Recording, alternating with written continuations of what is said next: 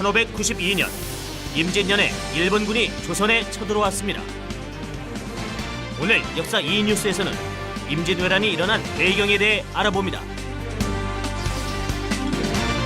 임진왜란 초반의 상황이 어떠했는지에 대해서도 자세히 살펴봅니다.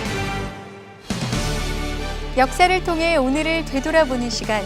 안녕하세요. 역사 E뉴스의 최현지입니다. 조선의 뛰어난 유학자 율곡이가 죽고 난 후 약 8년 뒤 일본이 조선을 침략해옵니다. 율곡이는 시무육조를 통해 나라의 힘을 키워야 한다고 주장했었지요. 하지만 그의 의견은 반영되지 않았고 조선은 아무 준비도 없이 일본군의 침략을 당하게 됩니다.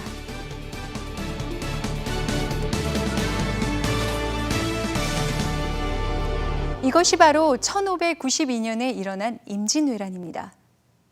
일본은 약 20만 대군을 이끌고 조선을 침략했는데요. 일본은 왜 조선을 침략하게 된 것일까요? 그 답을 찾기 위해 전쟁 직전 일본의 상황을 먼저 알아보겠습니다. 일본이 조선을 침략하러 온 이유를 알아보기 위해 전쟁 직전의 일본 상황을 잠시 살펴보겠습니다. 당시 일본은 여러 무장들이 싸움을 벌이던 전국시대가 끝나고 도요토미 히데요시에 의한 통일시대가 시작됐습니다. 그러나 일본의 통일시대는 언제 터질지 모르는 화약고 같았습니다. 오랜 전란 동안 활약해온 무사들의 세력은 여전히 강한 채로 남아있었는데 이들에 대한 대우는 예전과 같지 않았죠. 그래서 무사들의 불만이 컸습니다. 도요토미 히데요시는 이런 국내의 불안 요소를 바깥으로 돌려서 해결하려고 하는데요. 남아도는 무사들의 힘을 이용해 중국 대륙까지 통일하려 한 것입니다. 이렇게 일본이 침략 전쟁을 준비하고 있을 때 조선은 건국 이후 무려 200년 동안이나 큰 전쟁 없이 평화로운 시기였습니다. 하지만 이 무렵 조선은 내부적으로 몇 가지 문제점을 갖고 있었죠. 백성들의 삶과 직결되는 세금 제도에서는 양반은 세금을 덜 걷고 평민은 더 걷는 등 불공평했고, 국방의 기본이 되는 군역 제도 역시 서류상의 군사수에 훨씬 못 미치는 병력만 실제로 복무할 만큼 문란해졌습니다. 게다가 조선의 지배층은 정치적인 입장에 따라 동인과 서인으로 나뉘어 대립하고 있었습니다. 이렇게 조선의 힘이 점점 약해지고 있을 무렵인 1590년, 일본의 요청으로 조선통신사가 일본을 방문하게 됩니다.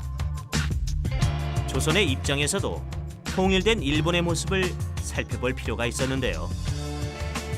이 통신사의 대표는 서인 측 인물인 황윤길과 동인 측 인물인 김성일이었습니다. 이들은 출발한 지 1년여 만인 1591년 도요토미 히데요시의 국서를 갖고 돌아옵니다. 편지의 내용 중 특히 조선 조정에 걱정스러운 부분이 있었는데요. 정, 명, 가, 도, 즉 곧 명나라를 공격할 것이니 명나라로 가는 길을 빌려달라는 것이었습니다. 이 때문에 조정에서는 회의가 열립니다.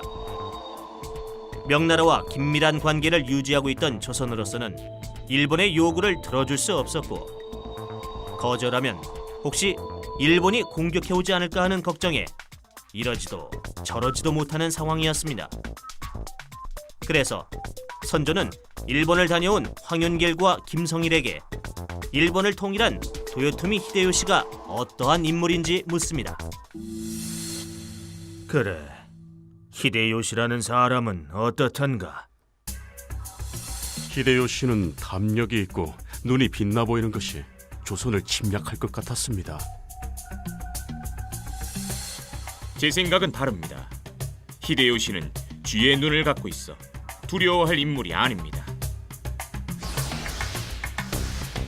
황윤길과 다른 대답을 한 김성일에게 재상이었던 유성룡이 그 이유를 묻자 김성일은 다음과 같이 말합니다. 나도 어찌 외적이 나오지 않을 것이라고 단정하겠습니까? 다만 온 나라가 놀라고 걱정할까 두려워 그것을 풀어주려 그런 것입니다. 김성일은 이처럼 전쟁이 일어날지에 대한 확신이 없는 상황에서 전쟁 준비를 한다면 나라의 재정이 악화되고 백성들의 부담이 더욱 커질 것이라고 생각했습니다. 불행히도 당시 조선은 김성일이 속한 동인이 우세한 상황이었습니다. 때문에 전쟁의 가능성을 낮게 봤던 동인 김성일의 주장이 받아들여졌고 서인 황윤길의 주장은 묻히고 말았습니다. 앞서 보신 것처럼요, 조선은 전쟁이 일어나지 않을 것이라고 생각했습니다. 해서 전쟁 준비를 거의 하지 않고 있었죠. 하지만 일본은 제대로 전쟁을 준비해 오고 있었습니다. 기회를 노리던 일본. 일본은 조선이 자신들의 요구를 들어주지 않았다는 것을 빌미로 임진왜란을 일으키게 됩니다. 그 결과 준비를 많이 하지 못한 조선은 큰 혼란에 빠지게 됩니다. 1592년 4월 부산 앞바다에 일본군이 나타나 부산진을 공격합니다. 당시 부산진을 지키던 정발은 일본군에 비해 턱없이 모자란 수의 병사로 맞서 최선을 다해 싸우지만 결국 전사하게 됩니다. 이어서 동네 부사 송상현 역시 동래성에서 일본군을 맞이하게 되는데요. 일본군이 싸우려면 싸우되 싸우고 싶지 않으면 길을 비켜라 라는 나무 팻말을 성 앞에 세우자 송상현은 싸워 죽기는 쉬워도 길을 비켜주기는 어렵다 라는 팻말로 대답합니다. 결국 일본군과의 전투가 벌어지고 송상현과 동래성의 백성들은 용감하게 싸우다 전사하고 맙니다. 연달아 조선군이 패하자 조정은 북방 전투에서 공을 세워 당시 가장 믿을만한 장수였던 신립에게 삼도 순변사라는 직책을 주고 일본군을 막도록 합니다. 신립 장군, 지형이 험해 방어하기 좋은 문경세제에서 적군과 싸워야 합니다. 아니요, 우리 부대는 충주 탄금대의 평지에서 배수의 진을 치고 적과 맞서 싸울 것이요. 신립은 부하장수들의 의견과 달리 충주 탄금대를 결전의 장소로 선택하는데요. 탄금대의 평지를 전장으로 삼아 말을 타는 기병 중심인 조선 병사들의 장점을 살리기 위해서였습니다. 또한 강을 병사들의 뒤에 두는 배수진을 사용했는데요. 이는 후퇴할 곳을 없애 승리만이 살 길이라는 각오를 병사들이 갖게 하기 위한 것이었습니다. 하지만 탄금대는 논과 습지로 이루어져 있어서 결과적으로 말을 타는 기병들에게 도움이 되기보다 장애물이 되었습니다. 게다가 지형이 평지이다 보니 조총으로 무장한 일본군들에겐 방해물이 없어 오히려 조선군을 사격하기 좋았죠. 또한 전법으로 배수진을 택했기에 전세가 불리할 때 도망갈 수도 없었습니다. 결국 신립과 약 8,000명에 이르는 조선 부대는 신무기, 조총을 사용하는 일본군에게 대패하고 신립 또한 이곳에서 전사하고 말죠. 조선 조정의 마지막 희망이었던 신립이 패하고 일본군이 파죽지세로 밀고 올라오자 선조는 궁궐이 있는 수도 한양을 버리고 피난을 가게 됩니다. 이렇게 텅 비어버린 한양을 일본군이 손쉽게 점령하는데요. 조선 침략이 시작된 지 불과 18일 만의 일입니다. 일본군의 계속되는 공격에 조선은 제대로 싸워보지도 못하고 한양을 내주고 맙니다. 조선 왕실은 피난을 떠나게 되고 백성들은 큰 혼란에 빠지게 됩니다. 상황이 이렇게 되자 선조는 명나라의 도움을 요청하게 되는데요. 또 광해군을 세자로 임명하고 조정을 둘로 나눕니다. 그리고 왕인 선조는 의주 쪽으로, 세자인 광해군은 강원도 이천 쪽으로 가게 되는데요. 이는 어느 쪽이라도 살아남아 조선을 이끌기 위함이었습니다. 그런데 전쟁 초기 조선군은 왜 이렇게 쉽게 일본군에게 패했을까요? 지금부터 그 이유를 알아보겠습니다. 당시 조선군은 오랫동안 전쟁 없이 평화롭게 지내다 보니 실전 경험이 부족한 상태였습니다. 또한 조선군은 전쟁이 나면 여러 곳에 흩어져 있던 병력이 한 곳에 모여 전투에 임하는 재승방략 체제였는데요.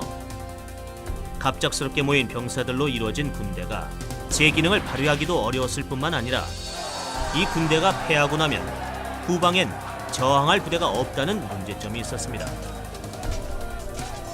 게다가 전투에서도 활과 창 위주로 무장한 조선군은 조총으로 무장한 일본군을 상대하기 어려웠는데요. 나는 새도 맞힐 정도로 명중률이 뛰어나다라는 뜻에서 이름 붙여진 조총은 활보다 익숙해지기 쉽고 명중률이 높다는 장점 때문에 조선군에게 많은 피해를 주었습니다. 게다가 일본은 이미 조를 나누어 조총을 발사하는 교차 사격 전술 등을 실전에 도입할 만큼 조총 활용이 뛰어났습니다. 선조 때의 재상인 유성룡도 자신의 책 징비록에서 조총에 대해 다음과 같이 표현했습니다.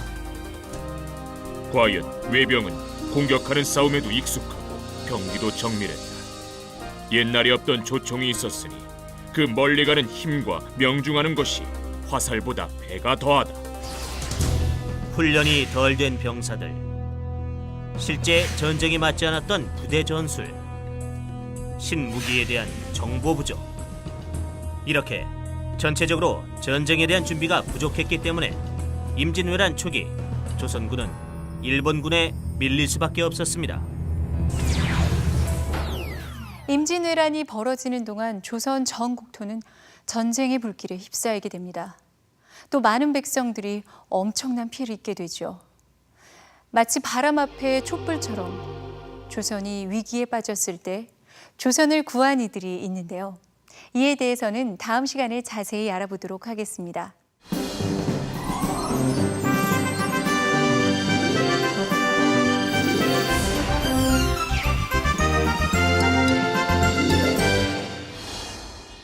네, 오늘 역사 이뉴스에서는요, 임진왜란이 일어나게 된 과정에 대해 알아보았습니다. 당시 일본은 조총을 주무기로 사용하고 있었습니다. 이 조총은 바로 유럽에서 전해진 것이었는데요. 궁금한 것은 당시 유럽과 아시아는 서로 상당히 먼 거리에 위치하고 있었습니다. 그런데 조총이 어떻게 일본에 전해진 것일까요? 이는 당시 유럽이 대항해 시대였기 때문에 가능한 일이었습니다. 대항해 시대란 15세기에서 17세기 사이 유럽 국가들이 새로운 항로를 개척하던 시기를 말합니다. 당시 유럽 국가들은요, 대항해를 통해 아프리카, 아메리카, 아시아 등 다양한 지역에 대한 영향력을 크게 넓혀가고 있었습니다. 당시 동방으로 가는 길을 개척하기 위해 여러 탐험가들이 도전을 시작하게 됩니다. 그리고 크고 작은 성공을 거두게 되지요. 먼저 바르톨로뮤 디아스가 아프리카 희망봉을 발견했고요. 이어 바스코 다가마가 희망봉을 돌아 인도까지 가는 길을 개척했습니다. 한편 지구가 둥글다는 것을 믿었던 콜럼버스. 그는 서쪽으로 계속 배를 타고 가서 결국 아메리카 신대륙을 발견하게 됩니다.